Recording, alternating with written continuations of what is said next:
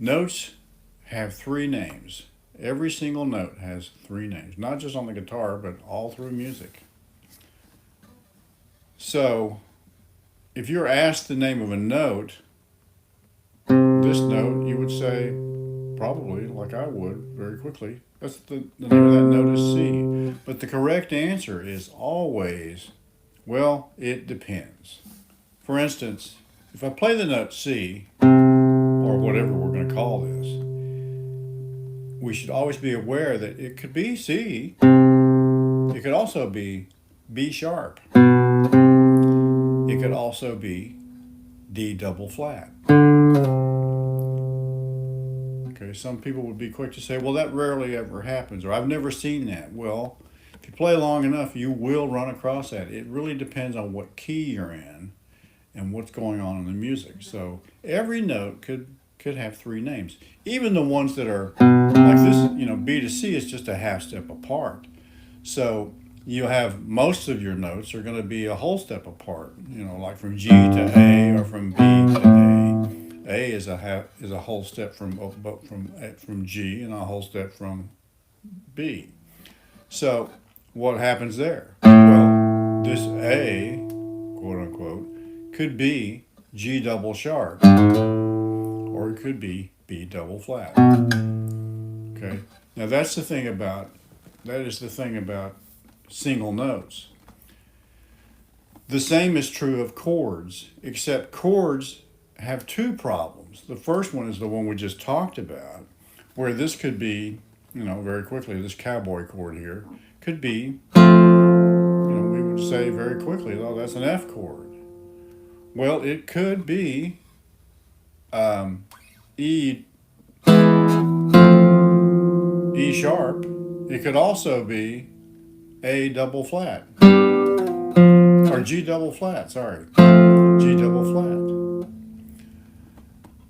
And then that's one aspect of chords. And they all work the same way. This C chord could be a B sharp chord. It could also be a D double flat. All right, so that's the first aspect. The second part is, you always have to talk about chords or think about chords in regard to what the listener hears. Now, we might hear it the same way as the listener, but we might think of it a different way. For instance, back to the old F chord, it depends on what note is functioning as the root of the chord. In this case, it's an F. But I could take this same chord and I could be playing this, but the bass player might be playing this D here. So if you get that,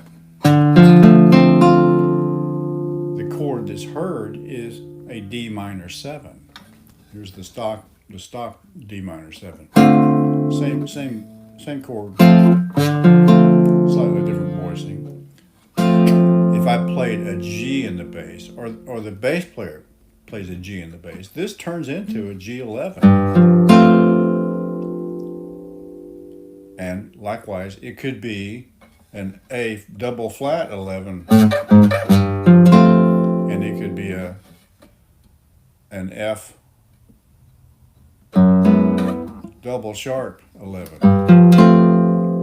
That's a weird one. So, but the fun thing, especially, well, it's for piano players. I mean, I learned this from a piano player. It's so simple. You take any chord that you want and play. Well, for instance, this is an A chord, right? And if I put a B in the bass, it's a B11. So you just go up a whole step and you create an easy 11 chord. This is very easy. Even on piano, this is very easy to do. That's the thing about note names and chord names. Once again, notes have three names, potential names. Chords have three potential names. And chords also have the new name that occurs when a different bass note functions as the root. So that's today's mini lesson. Thanks for watching, and we'll see you again. Thank you.